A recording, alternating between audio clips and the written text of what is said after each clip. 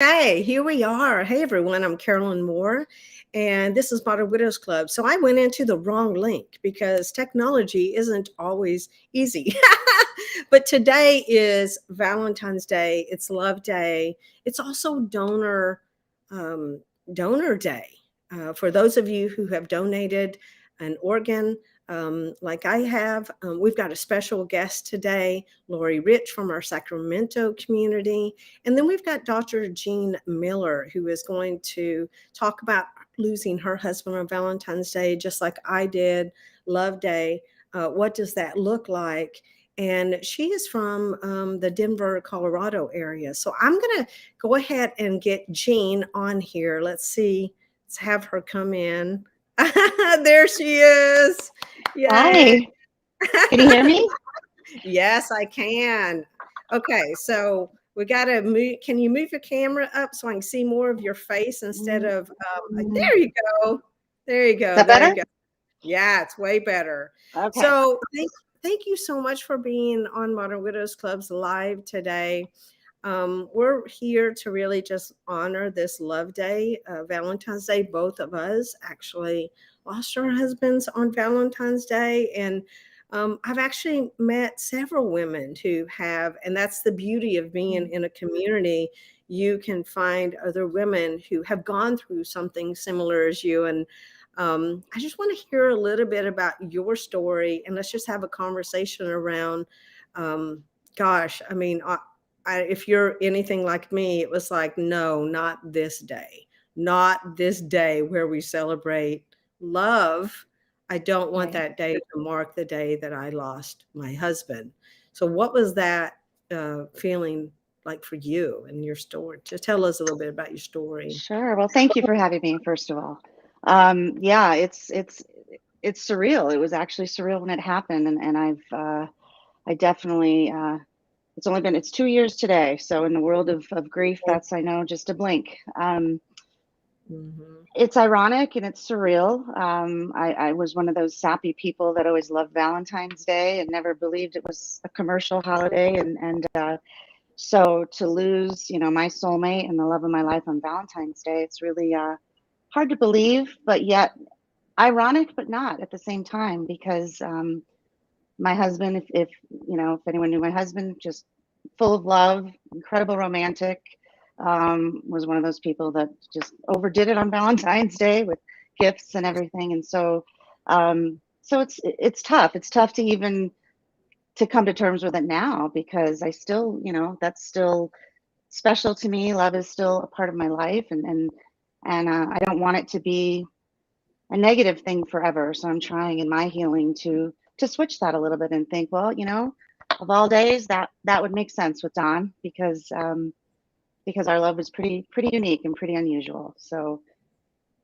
it's interesting, Carolyn. It's in the world of grief and looking around at everything on the internet, which I'm trying not to look at today. Um, there's so much out there about the loss of just loss in general and what that feels like on Valentine's Day. But what you and I have gone through, it's such a different level. It's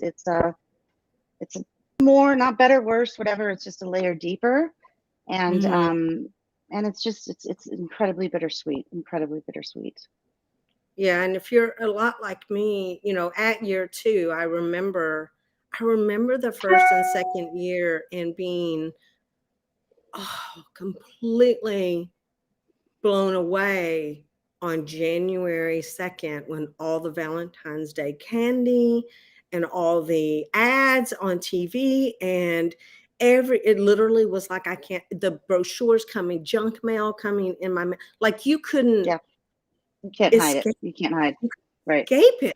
And I Yeah. remember thinking, this is gonna happen every year, and feeling so hopeless that it was something I couldn't control. Right. I Right. You feel that? Oh yeah. I was at the grocery store last night picking up something, and it's like I have those horse blinders on. I literally am walking through the store and it's everywhere. It's everywhere. But then I've been trying to think about too, there's so much love in my life in addition to my husband. And so, we have two beautiful children, adult children. And I'm blessed with the love of family and friends, some of which are new since I lost my husband. So, that saying of how our life grows around the grief, I'm trying to keep that in mind today and every day. It's not to sound all philosophical, but my husband Don coming into my life changed my life forever. Gave me my life, gave me a beautiful family. We were 19 when we started dating. Wow. And so losing him has changed it equally, if not more. It's really changed the trajectory of how you see things. Everything is different, and it's even changed the path of my career. I'm a counselor, and now I see that there's such a need to share my experience. I've been trained on grief, but I now have a new real level of empathy and understanding and real life compassion. So I'm hoping that through my work with you and through my work and my own counseling, that I can help others and provide some of the support that is still provided to me. So I'm trying, Carolyn. It's a struggle, but we got to move It's a forward. We have to. you are, I have gotten to know you. You're chairing our research committee. We do so much research here at MWC now, but we really need a team of Mhm. people to help us figure out identify exactly what to research. And, we've been talking a lot just recently about that. And that is not what I was thinking about at year two. I can just Yeah. be quite honest with you. I was so lost. And I look at you and so many of the women in this organization, and I think they they were so much further along than me at year two. And a big part of that is because the idea of creating a legacy or meaning or purpose, seeing where this actually plays in your destiny, those were not conversations that occurred 22 years ago. It pretty Right. much was Right. after year between one and yeah, year two, people were like, all right, well, it's You should time be to find done. a new guy. And, Yep. that stage of Yep. their life was over. And it was not at all part Yeah. of, you know what I'm saying? So you think Right. 20, what the difference? Well, 20 and a lot of years. which is the 10 years that you've put into Modern Widows Club. I mean, you're an inspiration, you're a champion, you are so many of us to you, and thank you for the support. And I think that, again, I've for me professionally, it's kind of a natural support being a counselor and being an educator and and doing research in the past that I want to put that hat on. I want to move forward, not only in career wise, but to help others. And I think that everything you're trying to do in elevating Modern Widows Club to not simply sound like a support only organization, not to say that's not important because it is, but a women's health organization and mental health and the impacts that grief and loss, traumatic loss, profound loss has on us physically, in addition, mentally and physically and spiritually. So I'm just thrilled that Yeah. I told you in an email, it's the first thing I've been excited about, professionally in a long, long time. And I thank you for the honor of letting me chair the committee, and we've got some great people on the team. So I know that this research isn't going to simply rest in the world of academic research, but it's really going to help all the women that you work with, and hopefully inspire more women. So I'm That is so excited about it. true. I'm excited. I am too, because at year two, quite honest with you, I didn't at the time realize that the grief world was pretty established. The grief world Mm, was very well researched. It had the hospices, the psychology, the doctors mm-hmm. understood it. But what I didn't realize was, well, where do you go from there? And Yeah. that was the problem. Literally the next 8 years of my life went, so that's it? Like you Right. get like 2 years of being recognized for this was a significant loss, and Yeah. then I'm supposed to suddenly figure out how to be a whole new person. And I Right. remember thinking, this, I'm getting sick. Like I am having panic attacks. I am exhausted. I don't understand what's happening in my body. I don't understand why my brain isn't functioning. What brain Yep. fog is, right? Right. So Right. yeah, I mean, I think, really Modern Widows Club turned into this, communion of widows, right?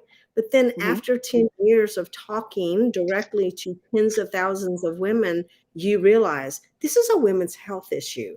This is life Absolutely. support that didn't exist, that needs to exist, and Hmm. that knowledge and information getting into the hands of widows sooner than later, Right. Right. completely different impact. Yeah, yeah, Absolutely. And also, the outcome of research really, I don't want to say legitimizing, because this is already obviously a very legitimate organization, but raising the visibility, increasing the visibility in order to receive more funding to your organization, to be able to do more things, to be able to help more people. So absolutely, I'm amazed at how little is out there on the physical impacts and the everything that you've done, the widows, the seven areas, the yeah. categories, Pillars of the healthy social widowhood. impact, the pillars. Yes, the pillars. I didn't know what grief fog was. I'm still forgetting things all the time, and it drives me crazy because that is not the kind of person I am. So everything that we're doing, I think, is just going to help people in so many ways that I don't think. I'm sure you couldn't imagine this 10 years ago, the organization being No, as it is. So I'm thrilled to be a part of it now, not only personally because it's providing me so much support and love, and also to be able to start the chapter here in Denver to restart it. Um, but right. I think we're going to be amazed at what comes out of this research, and hopefully it's not data for the sake of data, because that's not the kind of researcher I am, but really valuable outcomes that can help to create new programming, to create Mm, more support services, and even yeah, things you talked about. The difference between, for me, I lost Don at 49. That's a completely different experience as a widow than if I were 80 or if I were 25. And so I think some of the things that we're talking about are going to help on so many different levels. So it's all good it's stuff. true. And It was actually Dr. Stephen Southwick, who is with Yale School of Medicine, who wrote the book Resilience: The Science of Mastering Life's Greatest Challenges, that helps me mhm, identify that everything that we're doing is what psychologists consider as an attachment solution. And mhm, yep, when I finally realized, yeah, that's what we need. We need a whole research um, future that's based on these proven, if mhm, it attachment solutions, if it works with children and it works in business and it works with veterans and it works with, why wouldn't someone who has lost a spouse, which is the number one most stressful life event, why are we not researching widows? Because out of all the stages of a woman's life, single, married, even divorced, widowhood, losing a spouse, is the most stressful. And yet it's yeah. the least. Women are not as researched as often, but women in widowhood are researched the least. Well, we're going to So change that. We're going to change that. we are. Yes, we are. But, and that is all a part of, really, because I don't think it matters when you have lost your spouse, when you find this ability to be able to move forward and reach back and be Hmm. able to create something really meaningful from that pain. They call pain to purpose. There's a lot of different ways: grief to growth, distress to eustress. We have all Post these traumatic bridges: growth. post Yeah. traumatic growth, post traumatic Yeah. wisdom. We know Yeah. all the content, but those are the things that, for me, I realize now, something so simple as inviting two ladies into my home, 10 years ago, was really the first few steps of the legacy that I had in ahead of me, which I didn't realize that's what was Right. happening.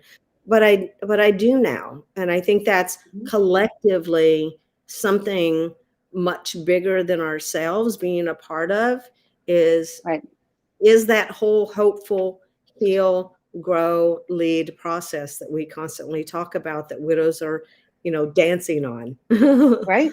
Yeah. Absolutely. And just navigating that and having people, having an organization or people around that understand at a level. Of course, we have friends and family that love us and support us, and more often than not don't know what to say, and that's okay. That's okay. But to be able to have these real authentic conversations, and to dive into the areas you've already researched on what do women need at all levels, and how can we support one another, and in the growth and the moving forward or moving through. It's that there's Yeah, that question: are we moving forward or moving through? So ultimately, what it really comes down to is these women are shown love.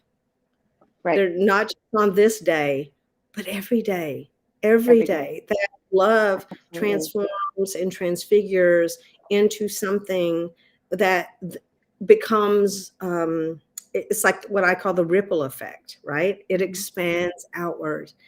And everybody has the opportunity to tap into that kind of experience.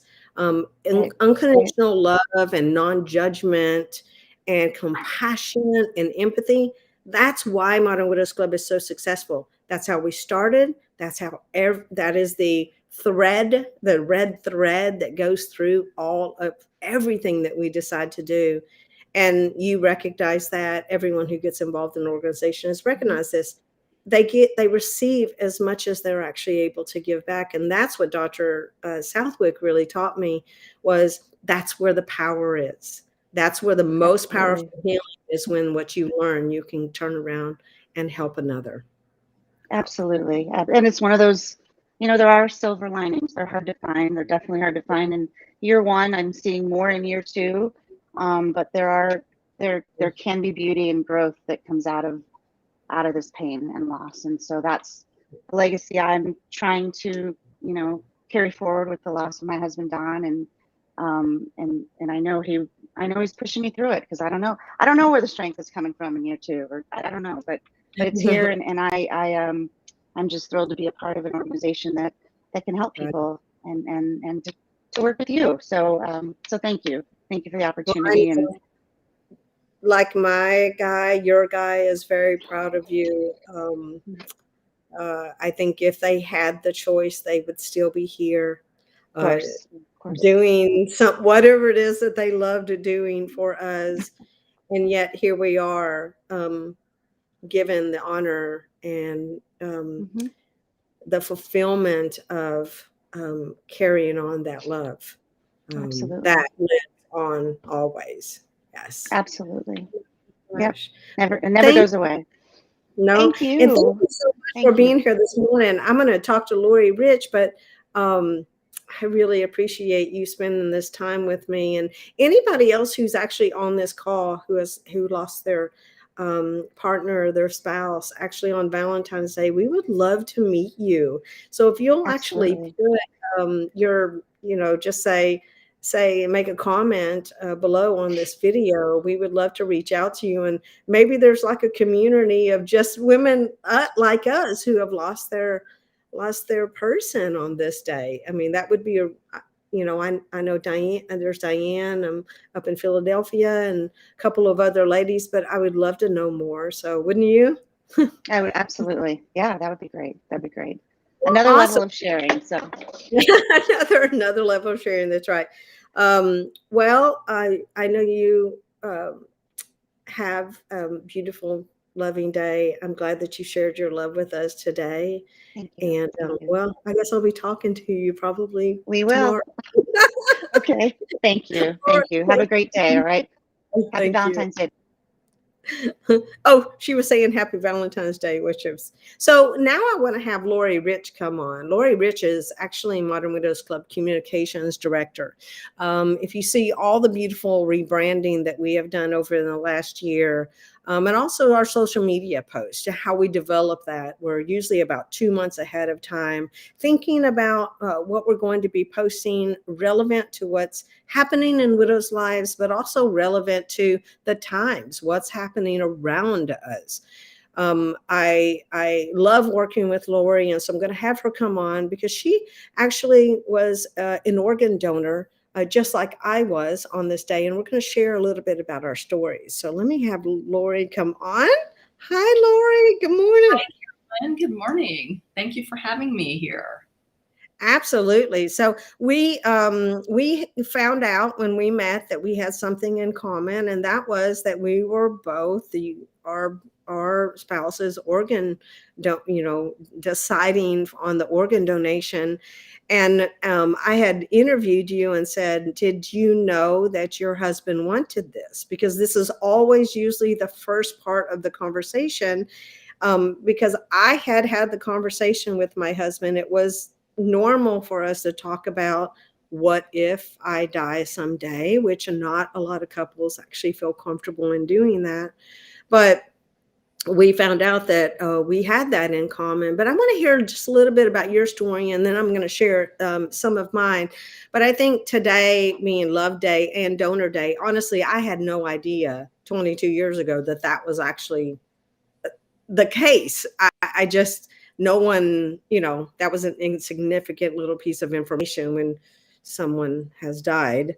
But wow, what happened after the fact, with the people who were helped. So Yeah. tell us a little bit about your story. Yeah. Well, thank you for inviting me, and I do want to share about my story. But one thing quickly at the beginning, before I came on this morning, I spent a little time. I was looking to some of the statistics surrounding Donor Oh. Day, Mhm. and so what I found is that there are approximately 100,000 people in the United States waiting for an organ donation, which is a Wow. huge number. There is another person added to the waiting list every 10 minutes, which is pretty incredible to think about. And that every day 20 people die because there was not the organ that they needed was not donated in time. So that's really powerful Mhm. for me to think about, especially in light of Larry's story, because it makes it even that much more meaningful. Larry and I had both independently decided to be organ donors before we were married. And honestly, I was pretty young. I can't actually even tell you why. I just felt that that was something that I wanted to be able to do. And I never really thought about asking him why he had made that decision. So we did that independently before we were even married.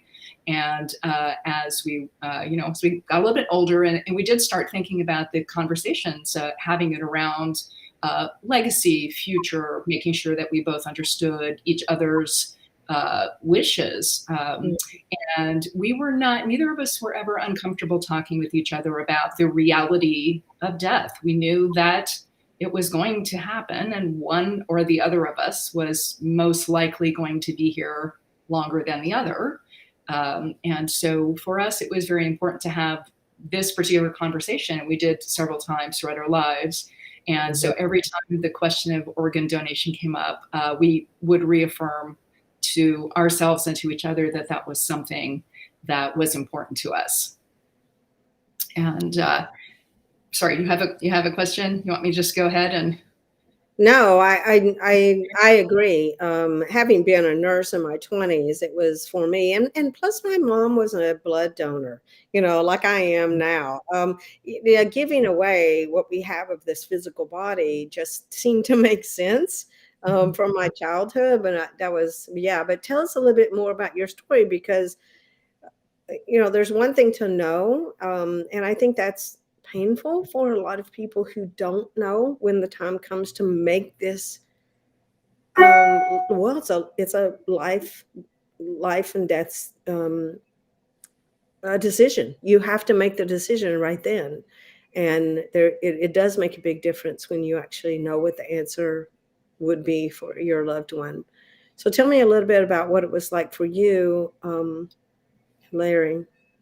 Yeah. So Larry had a heart attack when we were traveling on business. So his death was very unexpected. And I was not with him at the time that he had a heart attack. He had gone out to buy some snacks and water to bring back to the hotel room. So it took me a while to find him. I didn't know where he was. We were in a city that we didn't live in, and I didn't know exactly where he'd gone. So when I was able to find him and figure out which hospital he was in, he was already on life support at that time. And so I remember just, of course, the shock of what was happening, but also, Carolyn, as you're saying, just the number of things that come at you so quickly, the decisions that you're being asked to make. And one of the things that, I don't want to say it brought me comfort, but I will say it was less scary, was that I knew what his wishes were about things like this. I knew what his wishes were about, extraordinary measures, or his wishes for life support, his wishes for organ donation. So that as these things came to me, I was able to just respond and know that even though the words that I was saying sometimes were so hard to say, that I was honoring his wishes. And so that in its own way, like I said, maybe wasn't comforting, but it was much less scary. And I just knew that when the organ donation people came to me, and for those who haven't been through this process, as your person's power of attorney, you always have the right to change your mind. So even though it was Larry's wish to be an organ donor, I was given multiple opportunities along the way to change, make a different decision about that.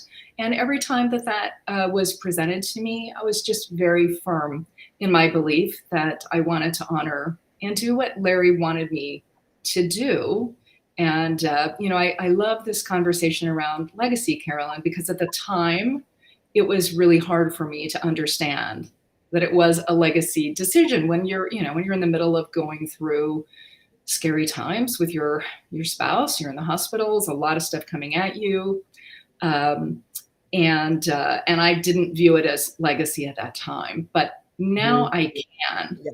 And now that I've had a few years, I can view it as that, because I'm able to say that because of losing Larry, there were 3 people that were given the gift of life. He was able to donate his 2 kidneys and his liver. They were able to find matches for 3 people at that time. So that's really beautiful. Like, as hard as that is, that he's gone. Like, how beautiful is that? That some other wife, or husband, or father or daughter, with their family is receiving that phone call saying, we have a match. Your mother has a chance at life. That's right. And it was, my experience was, a gentleman receiving a real heart on Valentine's Day. The significance of the overwhelming knowledge that someone is somewhere, and that person thought that they were going to die, and then I'm here, and I had no idea that this was going to happen, and it's today, and my husband is brain dead. And I remember signing. I remember looking at the document, and there's all, as you know, all the boxes that you check, and Chad donated everything. I honestly don't know how many people he helped, but I do know I got to meet, after actually writing anonymously for 2 years. I actually got to meet the gentleman, Greg, who has Chad's heart. His wife, I think, was even more emotional for me to meet, because I'm meeting a woman who now gets to have her husband and the father of her children. They were married the same amount of time, and they had 2 children the same age as mine. And so there was this, like, parallel that was like this. I'm heartbroken and sad, but this, is something that I had no idea that was going to come out of me checking a box and signing a form.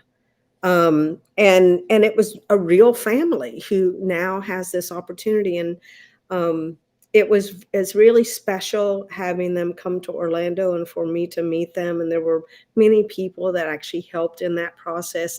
And it's rare, it's so rare that people meet, and it's no one expects that when they receive an organ donation or whether they give one. No one expects that may happen, and that's why the anonymous, they're anonymous for 2 years. After 2 years, if two people keep wanting to make that connection, then it happens. But for me, it helped me have a little closure. It helped me understand the bigger possibility of life after death. Um, it helped me see how far love, just unconditional love, can go. And I think that really did help set me on a trajectory of, even when I'm gone, I have something to give, something that will stay here. And that's not just the memory of me, but the physical part of me can help someone else's body function. So, and I haven't really even talked to my daughters much about this. I mean, they're grown now, but it's like those children got to meet, and I'm sure they don't remember because they were probably like 4 and 6. But I remember. I have so many vivid memories of that happening, um, and and I know you haven't met any of your donors, but I think you did know that one person, they wrote Yes, you I a would. letter? Yeah. Yeah, letter. Yeah, when I went through the process, the people that I worked with for the organ donation were just incredible, so loving, so compassionate, just filled Yes. with, I mean, they were just incredible. And one of the things that they shared with me is that many times organ donors, the survivors of the organ donors, the spouses, the children, they don't hear from the people who receive the organs. And I asked why, and they said for some people, it's just such a painful idea for them that another person had to die for them to be able to live. And they said, so that's very common. And they said for some people, just their own journey, their own process of having to wait so many years is so painful and scary because they don't know if they're going to live, right? They're dependent on an organ to live. And so for them, that process is so painful that's again something they don't want to revisit. So the people I work with told me it was very possible I would never connect with the people who were the recipients. And so I was really glad they told me that up front, because it just helped me to better understand why they may not feel comfortable communicating or choosing to communicate. And Carolyn, as you said, is completely anonymous. You send your letters to the organ donor foundation, and they send it forward back and forth. So I did, however, receive it was a letter that was written the day that Larry died. So it was the day that we took him off life support, and the day that these people would have been told that there was an organ available. So it was a letter that was written by the daughter of the woman who was going to receive one of Larry's kidneys. And she shared with me that she was writing on behalf of her mother. Her mother spoke mostly Spanish. And so she was essentially, translating for her mom and writing it in letter form. So her mother just shared her gratitude, which was beautiful.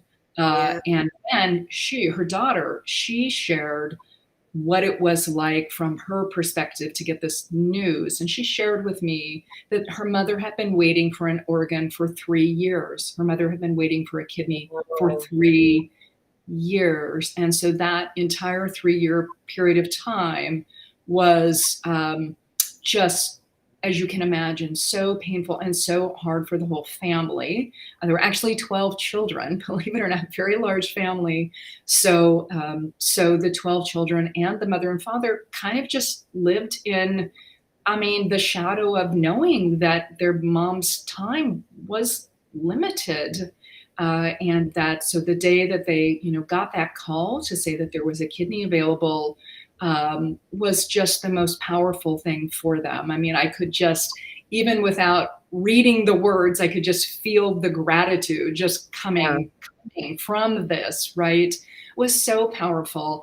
When I read that letter, it arrived the day before my wedding anniversary, and I wasn't able to open it the day that it came. I saw that it was from the Organ Donor Foundation. And again, they forward the letters. So I was like, well, it could be just any information, but maybe it's something else. Anyway, I just couldn't bring myself to open it. And, I woke up the morning of our wedding anniversary and I looked at that letter and I thought, there is no way today of all days that I can open this. And then I thought, but wait a minute, like, what if it is information about one of the recipients? Like, isn't this the most perfect day? Even though it's terribly painful for me, isn't it also just the most perfect day to read the letter? So I'm so glad that I did. Of course, I was crying the whole time, could barely get through it, but it was so beautiful. So even though I did respond to them and I've not heard back, and I may never, but that's okay. I'm okay just knowing, at least for this one family, that after 3 years of just being so afraid that their mother was going to leave at any moment, that Laurie gave them hope. I think that's the beauty of the gift, right? It's the ultimate gift. The fact that maybe she was around to see a new grandchild, or someone graduate from college or high school, or get the dream job, or we all want as widows, and having gone through the whole widowhood experience, we all want one more minute, one more hour, one more day, right? And that is what, you're so in your story when this is happening, when widowhood is happening, when organ donation decisions is happening. And yet later, the gift of time is the perspective of, wow, this gift, I can be grateful that someone else's joy is happening at the same time that I am devastated by grief. And I have to believe that that joy will come back to me because I gave great love from this gift. And that will come back to me. And that was really what I hung on to for so long. And still, today, there are people who have gotten 22 years with the people that they loved. And that is remarkable. That's a remarkable thought. And so, gosh, I wish more people had those conversations, and I wish that they knew. I think about everyone during this pandemic and the amount of COVID deaths around the world, and just, did they talk about this before? I mean, I think we're in a climate now where a lot of people are starting to talk about the increase in the amount of people who got life insurance policies, tremendously increased over the last 2 years. And yet we women, in widowhood and in Modern Widows Club, these are conversations that are so common in our life. And so we're comfortable talking about death and life and love and life again, and what that looks like. And because we're all, whoever received this donation, they're adjusting now, right? They're going from this high stress situation, and we're in a very high stress situation. And so life ebbs and flows like that. And that's the beauty of having these conversations, because I think widows have these unique perspectives for people to really kind of lean into and go, yeah, the worst day and the best day is going to happen for you at some point in time, and you don't know it's going to be you or someone else. And that's, that's life. That's life. That's life. So I really appreciate you talking about this today. And, I usually spend this day, like I've already gone through some of my photo albums and looked at pictures of my daughters when they were so young with their dad. And, um, I always go back to, for me, I know you don't have children, but for me, it was, gosh, we create those two little human beings are these examples of the love that Chad and I had together. We both had spouses that we worked also alongside with in our business. And so I can really relate with you because I miss working with him. I miss that beautiful um, kind of flow we had in our life, and I know you do too. And but here we are. We get to work together side by side every day at Mm. Modern Widows Club, and I have to say I just absolutely love that you're a new addition to the MWC team and has been so vital in really even this live, finding Restream and restreaming on you. That was you. This is all you, Laurie. Oh, thank you, Carolyn. I mean, I absolutely love being able to work with the organization. And, this is, I think about MWC as being my legacy. I mean, Carolyn, you touched on that too. Your legacy was building the organization, and I couldn't have imagined 3 years ago that this is where I mean, who could imagine? I had a business with my husband and we were, making our plans for the future. So when I think about the fact that his death created this legacy that we've been talking about with the organ donations and, giving other people a chance at life, but this has been my legacy and it's beautiful. And of course I wish he was here every moment of the day, but this is a beautiful place to be. And I'm so grateful to have this opportunity to work with MWC. Well, I hope you have a happy Valentine's Day and Love Day and Donor Day. Yes. I'm glad we decided to do this today. And I just want to wish everyone who watches the video the same. We're all in different stages of our life. And I know what it's like for it to be the first Valentine's Day. I know what it's like to be the Angelversary Day as well. Every Valentine's Day is the next Angelversary for me and for Dr. Jean Miller, like before.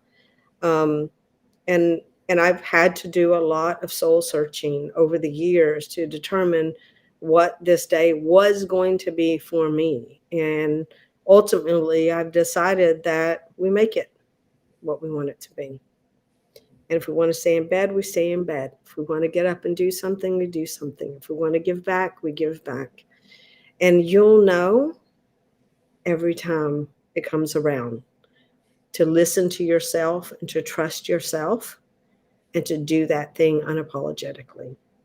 I think that's the best kind of like insight that I could give anyone, because every Valentine's Day has been different in the last 22 years. And this one is no different. It will be very different than any other that I've had. And so I actually started thinking I need to start remembering what I do on this day. And I wished I would have keeping track of it, but now I'm going to have to go back and figure out what it is. But um, I think the day is getting broader and broader and broader for me because here I am at MWC sharing, but then I also have my daughters and I have a date tonight, and and there's just a lot of things to be looking forward to. Working all day with ladies and wishing them, fielding calls from all of my beautiful widow sisters. So it's different, every year. And I'm sure the same is with you.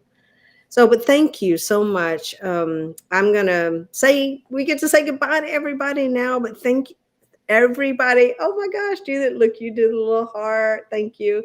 Yeah, so it's really great to see everybody come on the call. And I just want to send so much love to all of you. And I'm sure Laurie wants to say love too. Go ahead, Laurie.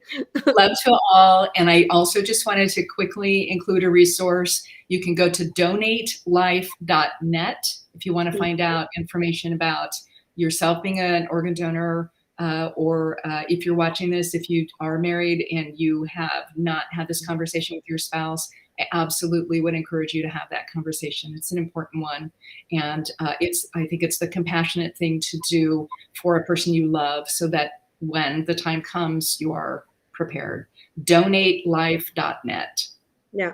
And anyone who has donated organs, we would love to hear your stories. So put them in the comments in this video, because I think it's really, healing to be able to share our stories. So thanks, everyone. And we will see you online. Bye-bye.